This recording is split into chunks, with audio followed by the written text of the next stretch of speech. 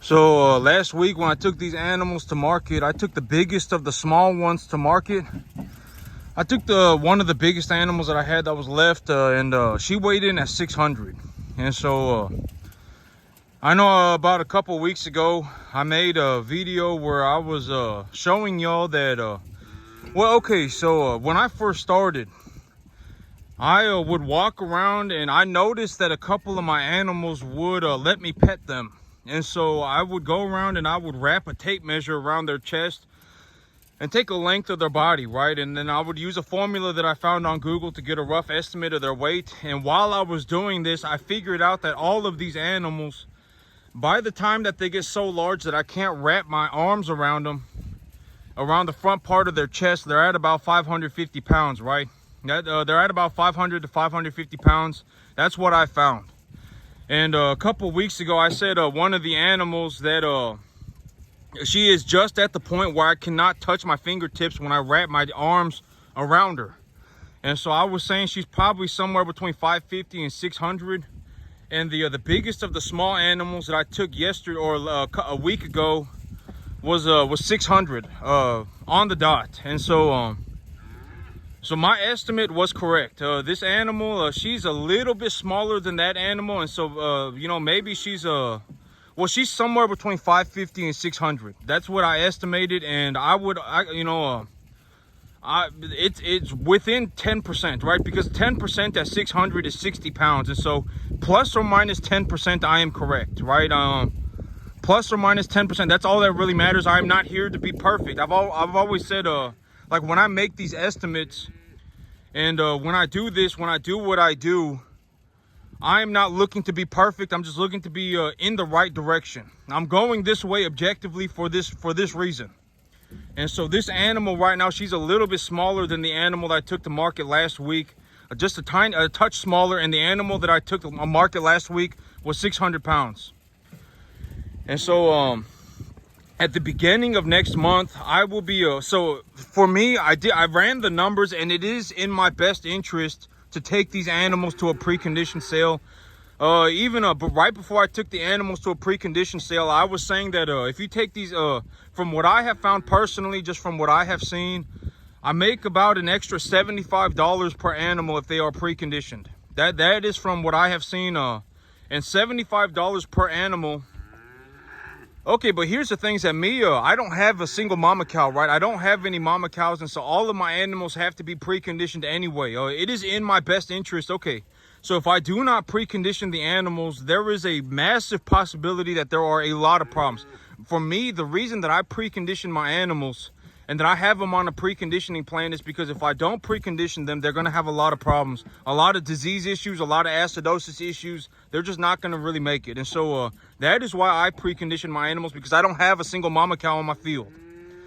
But I can get paid even if you do have mama cows, even if you are a cow-calf operation, because I'm just going to put 2 and 2 together and say, y'all watching my video, there's a lot of people, who watch my videos every single day. Or not, I mean, depending on what you consider a lot, because I don't know. At the end of the day, all of my money comes from the cattle business, right? I make money in the cattle business. YouTube doesn't pay me. It doesn't really matter. I don't really consider. I'm out here doing this anyway, so I may as well. My whole big thing is that I'm looking to give y'all good information. That is the big thing for me, is that I'm looking to pass on objective information. This is true across the broader plane of reality. And so I have to precondition. I don't have to, but I precondition my animals because I don't have any mama cows on my field, and I'm in the Stalker calf business, and it is in my best interest to do so. Because if I don't precondition my animals, they are going to have a lot of problems. And so from what I have seen, I make about an extra $75 an animal when I precondition them. And if you think about that, at 8 animals, that's almost an extra $600 a month at 8 animals a month. And so it is in my best, that's like $7,000 a year that I can make extra by just taking them a little bit out of my way to go to a preconditioned sale at the beginning of each month. And so, if you have a cow-calf operation, and this is also what I've been saying, if you have a cow-calf operation, if you precondition your calf and take your, and it's a free country, you can do whatever you want. You can do whatever you want. It's a free country. But if you have a cow-calf operation and you precondition your calves, chances are you're gonna make more money on your calf. You just are. And from what I have seen, it's usually about 70. You know, because the price of grain is high right now. You know, in kind of a the broader sense of things. Like if you were to purchase corn 10 years ago, it would. You know, if you purchased corn 7-8 years ago, I mean, there have been times when corn prices spiked, and you know, but the cost of production is higher right now than it is across the the last 20 years or whatever it may have been. The cost of production is higher, but I'm just, you know, it would probably cost, you know, the $75 an animal that it costs you to precondition your animal. You will likely get that money back when you take them to a preconditioned sale. You probably will. I'm just gonna, you know, from what I have seen personally, I make that money back. And so I'm going to take these animals to a preconditioned calf sale early next month, beginning of next month. I got my 4 biggest animals. You know, if you take a look across the top of the herd, you can see what big animals are, right? Like there's one right there, and I'm just gonna go across my herd and choose the 4 biggest animals, and they'll be going to market. And like that's another one right there. And so when I look at this animal and then I say, oh, well, the animal that I took to market last week, she was the biggest out of the small ones. I would say that this animal right here, probably somewhere between 550 and 600 pounds. And by the beginning of next month, she's going to be about 650 pounds. She's going to be about 650. And that's you know, I usually want to take these animals to market at 700. The heifers, I want to take them to market at 700. I'll have to see what I'm gonna do. But oh, here's a big old steer, and a big old steer. Okay, so the thing about heifers, a heifer, you know, the cow-calf market is very, very high right now. Pairs are selling for like $2,400. Pairs are selling for like $2,500. If you have a heifer that's 700 pounds, a heifer that is at 700 pounds. And at a body conditioning score of about 6 or 7, will enter estrus faster. She will go into heat faster. And so the better condition that the animal is in, the heifer, if they're bone thin, they will not breed properly. Their milk production will not be as good. They will not have a calf very quickly. It will just be, you know, pregnancy will be very difficult on the animal. If you have a heifer that is not very well taken care of, when the animal enters pregnancy, or you know, it's very difficult for the animal. It's hard for the animal to conceive a calf. It's hard for the animal to produce enough milk to raise a calf properly. It's very hard on the animal. And so the better condition that your heifers are in, the faster they will enter estrus. They're cycling. They will enter cycling faster, and they will also you know, raise a better calf. Long story short, they just will. And so if you have a heifer that's at a body conditioning score of 6 to 7, they will enter estrus very quickly. Like if you bought one of these animals, if you bought a body conditioning score 6 to 7 heifer, took it home, stuck a 700-pound heifer, stuck a bull on it, the longest it would take for that animal to become pregnant would be about 28 days. But realistically, it would take you about 2 weeks. And so that's the thing about these heifers, is that if they're in a good body condition, if they're in good body conditioning, and you got a 1 to 1.5 type medium large frame animal with good body conditioning, people may buy them as a replacement heifer. And when they do that, they are more willing to pay more money, because if they take that animal as a replacement heifer, stick a bull on it, and then now they got a calf, you know, however many months later they got a calf, that pair will be worth like $1,000 more than the heifer itself. If you go to the market right now and you purchase a heifer for $1,600, and it's a good heifer, and you drop a calf, and you have a calf with that heifer, and the heifer's in good condition and everything good to go, and that heifer has a calf, the heifer and the calf pair will sell for like $2,600 to $3,000. And so that is also a good possibility for these heifers. These heifers, if you got a heifer that is in good condition, they are pretty fat. They are ready to go, and they're healthy. If you take them to market at about 700 pounds, there may be interest for them to be cow calf, a mother cow. Essentially, the people may buy them to put a bull on them, and then they put the bull on them. They have a calf, and then boom, they make money, right? You know, you can make a couple $100 that way pretty easily. But you got to understand, well, cow calving. I don't know much about the cow calf industry, but I have, you know, I read a lot about the cow calf industry, and there is a financial motive for me one day to get into the cow calf industry. Like if I get to the point where I legitimately just have a giant field and I don't want to purchase more calves, I can purchase mama cows to store the money in, and then I don't have to worry about making money on them until the next year. And so, you know, there is a financial motive to get into the cow calf operation. It's just not for me right now. But you know, if you really want to look at how to take care of a mama cow, you should look at the dairy industry. The dairy industry really knows how to take care of mama cows, because that is practically what they do all the time. They need a mama cow. They have a mama cow deliver a baby, and once the mama cow delivers the baby, they'll pull the baby away from the mama cow, and then the mama cow is now producing milk that they can harvest. And so, for the mama cow to produce the right amount of milk and to produce the you know, a good quality milk, they need to be fed a certain diet and stuff like that. And if you really want to learn about how to run a mama cow, you should look at the dairy industry. The dairy industry is very good at that. The one thing, the beef industry, the thing I think that the beef industry does best is that when you start seeing a high-end beef producers, you start seeing people like me. I'm not trying to fiddle my own diddly, but you know, the Stalker calf business, this business right here is a business that almost nobody will touch. In the cattle industry, this is the one business in the beef industry that almost nobody is willing to touch.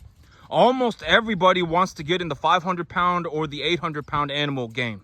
That's what they want to do. They want to bring home Stalker animals. They want to bring them home at 500, take them to 800, sell them as a feeder animal, or they want to bring them home as a feeder animal at 800 and take them to a fed animal weight, and then sell them as a fed animal to the beef industry, right? That's what most people want to do.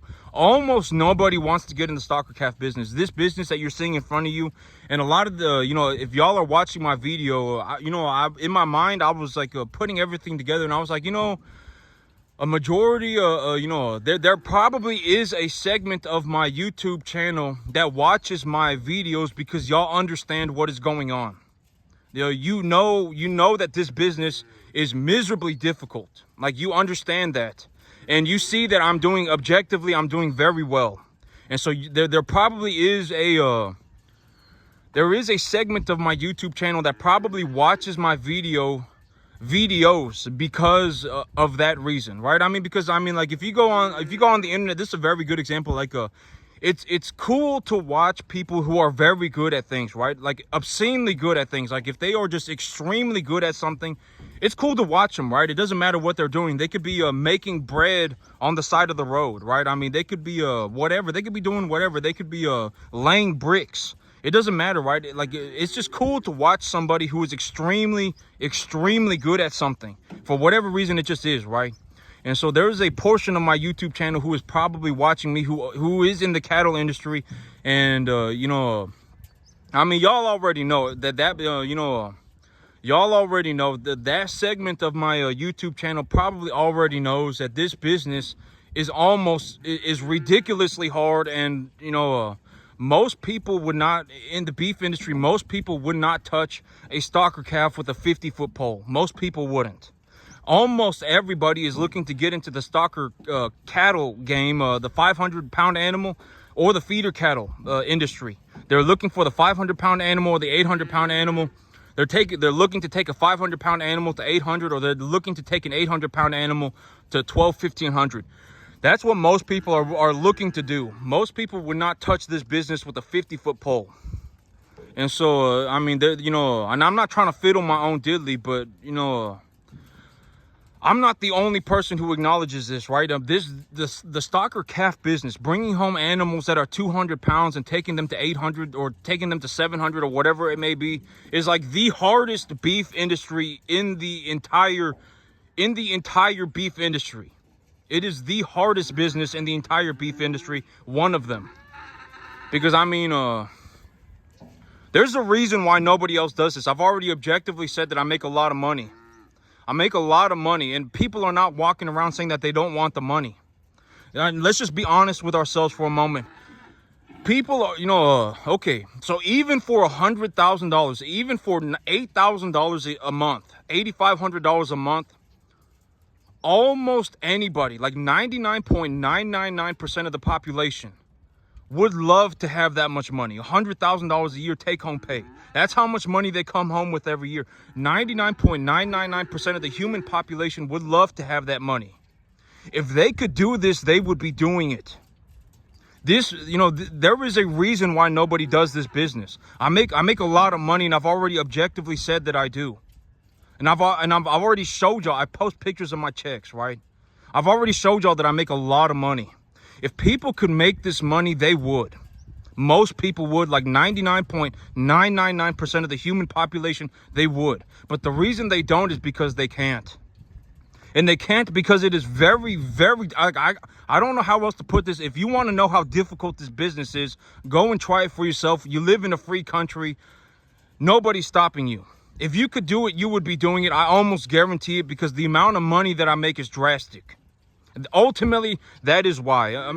Like, if we were going to be honest, most people would be willing to do just about anything for $100,000 a year.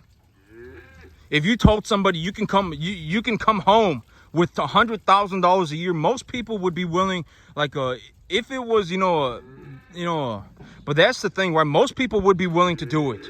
They would not be sitting around going, I don't want the 100 grand. They would not be sitting there doing that. They would not be going, oh my God, I don't want the 100 grand, right? I don't want the 100 grand. I'm just as happy making my 40,000 a year. They would not do that. If they could actually do this, they would go and do it.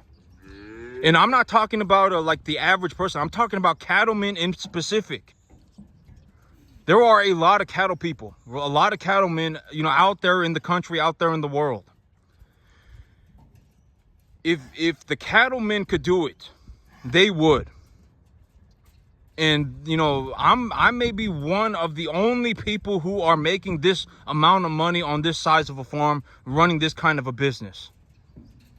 And there's a reason for that. I mean, it's an incredibly hard business. That is ultimately why nobody makes it. Like ridiculously difficult. I mean, if you want to go and try it, go and try it. I'm just gonna be honest. It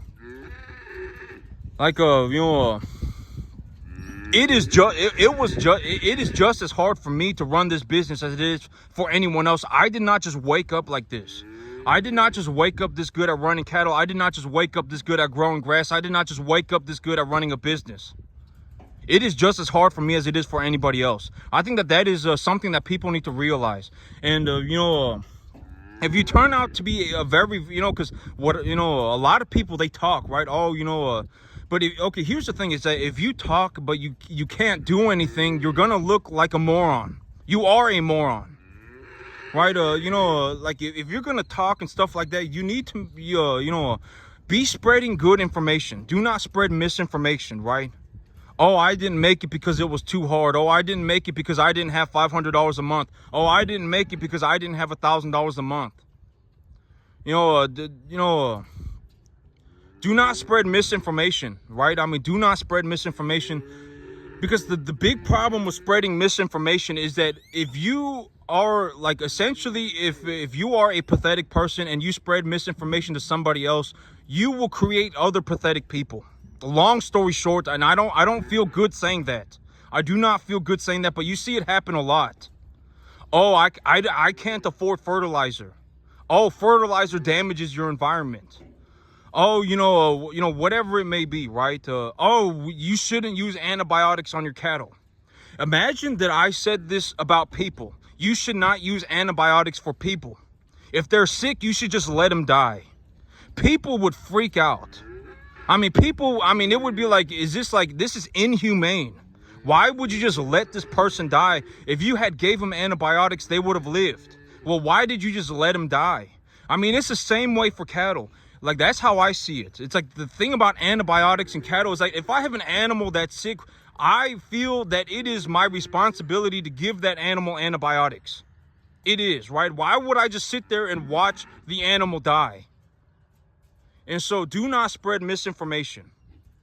If you are a pathetic person and you believe highly in yourself and you are misinformed, you will create other people that are just like you. And I do not like saying that. I do not get a kick out of saying that. I do not get enjoyment out of saying that. But you see it happen a lot, particularly in the farming industry.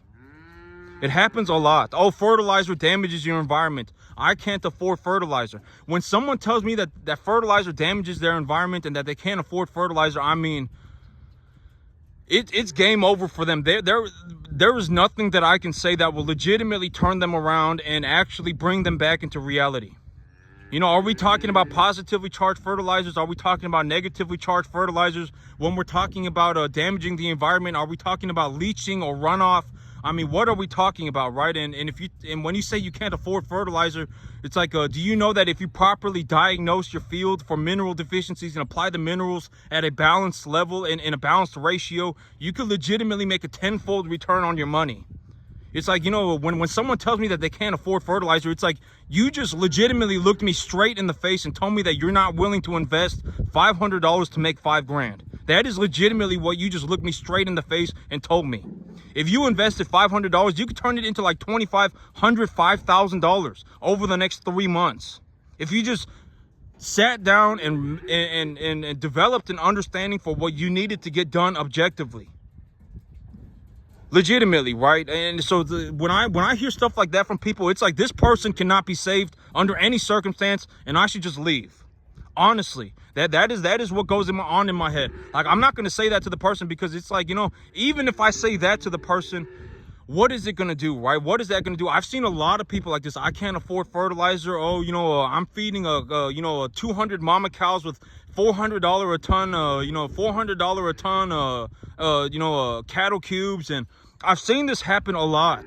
I've seen this happen a lot, and it's like, like, I may not know the mama cow industry, but if you're feeding, 1 ton of, okay, because, like, this is a very good example. I brought this up before, but I saw a guy buying 1 ton, 2,000 pounds of 20% protein cubes, and he was telling me that he had like 200 mama cows, and he's sitting there buying a 1 tonnage of cubes for $400 a ton. And I'm like, you're gonna give 10 pounds of cubes per mama cow? Like, that's not gonna do anything. I mean, that mama cow's, let's say the mama cow's at 800 pounds, 1,000 pounds. What is 10 pounds of cubes gonna do? It's gonna do nothing. You were better off just, buying, maybe even soybean hay or something else, right? I mean, some kind of a commodity feed, mix them something. I mean, what are you doing? I mean, why would you go and buy a tonnage of 20% cubes? And then, but it's not just that, when he talked to me, right? I can almost, okay, this is a very good example. I can almost guarantee, I would be willing to bet that I make more money on my 10-acre field than he does with his 200 mama cows. I would almost be willing to bet. I mean, I would be willing to bet, and I would almost guarantee I make more money on my 10-acre field than he does with his 200 mama cows. Like, that's pathetic. That's not good. And, because when I listened to, and it's like, and the look of pride on his face, and he asked me what I did, and I was like, I run Stalker cattle on 10 acres. And then he, and the look on his face, right? Oh, this guy runs Stalker cattle on 10 acres. And this guy, and I run 200 mama cows on 500, right? If I had 200 cows on 500 acres, I would be embarrassed of myself. If that was legitimately my entire life, if I had 500 acres and all I had was 200 mama cows, and I was at the feed mill purchasing a tonnage of cubes for $400 a ton, I would be embarrassed. I would be ashamed of myself. And so, I mean,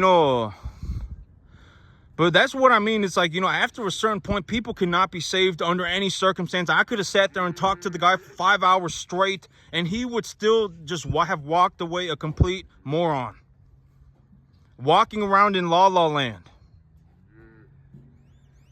And so, but I've always said, if you want to run your plan by me, if you pay me 10 grand, I'll give you 2 hours. If you pay me $10,000, I'll give you 2 hours and you can run your plan by me. And I will tell you if your plan is good or what I think of your plan or if we can improve something. If you pay me $10,000, I'll give you 2 hours. Because that's realistically, this is a very, realistically, we don't even need 10 minutes. If you tell me your plan objectively, this is what I'm looking to accomplish. And, the reason why I charge so much is because if I charge, okay, you got to understand that my farm right here, if I do poorly, I'll make 70 grand. I'll make 60 grand. If I do poorly, I'll do 60 grand. So 10 grand is nothing. If I do poorly, I'll make 60. And so if you want to, I'll give you 1 hour for $10,000. If you want to run your plan by me, because you better, when you listen to a plan, your plans should more or less sound like mine. I'm bringing in 2-weight animals, 1 to 1.5 type, medium, large frame. My soil pH right now is at about a 7.4. Even though it's at a 7.4, I have diagnosed my plants and have realized that there was a potassium deficiency in my soil. I'm looking to grow this cultivar of grass. The weather is like this right now. The weather's going to be like this next month is what I'm anticipating. I get this much rain on the average per month. I'm growing this cultivar of grass. I got my animals on a 65% TDN feed. I give them when they first get in, I give them a preconditioning feed at about 14%, and I reduce that to 12% by the time they're 800 pounds. Your plants should sound like that.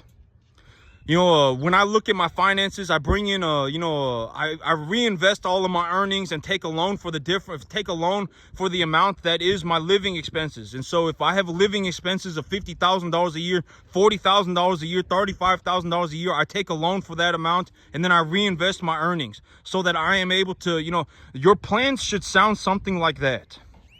And if you truly, here's the thing though, I can almost guarantee if you want to farm at this level, losing 10 grand is nothing. You are going to lose 10 grand under any circumstance. You just are.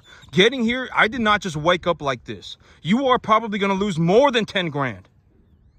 So if you pay me 10 grand, maybe I can actually prevent you from losing 30 grand.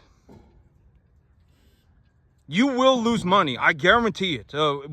Even me, when I first started, I lost money. I lost more than 10 grand. And so you are going to lose the money under any circumstance. And so if you wanted to run, if you paid me 10 grand for an hour, I may be able to stop you from losing more than 10 grand. You are going to lose the money. If you, especially, if you're trying to make a big change to your farm, if you have a farm and you're trying to make a big change to it and you want to know whatever it may be, right? Or if you are looking to get into this business to begin with, from the very beginning, you are going to lose more than 10 grand, I guarantee it. And if you have a horrible idea, I'll just be upfront with you and, I'll just tell you this is not a good idea. Objectively, it is not. You are about to walk. A lot of people in the farming industry go walking off into la la land, never to return. Ever.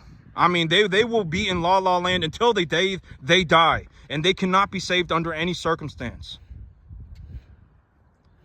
And, if you objectively want me to look at your plan, whatever it may be, understand that you're going to have to pay 10 grand for an hour.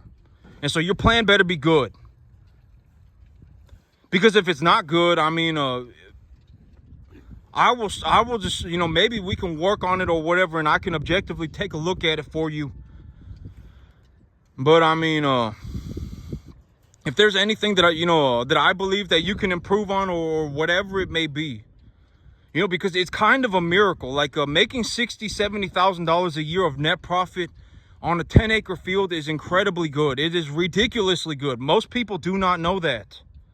A lot of people, if they could make $60,000-$70,000 a year, they would abandon everything they are doing to go and make that money. That's how much money I bring home every month or every year. Soon to be every month. I'm working on that. I'm going to get to my point. I'm going to get to a point where I'm making, one of my goals is that I'm looking to make $50,000 a month. I'll actually probably go, actually, now that I look at it from right now, that's a bad goal. I should go higher. That is honestly very low. I'm selling myself. You know, that is very low. $50,000 a month to $600,000 a year. That is very low. And so, if you want me to take a look at your plan for 1 hour, maybe not even 1 hour. I'm gonna say 15 minutes to an hour, 10 grand. But that's it for me today, YouTube. Y'all have a good one.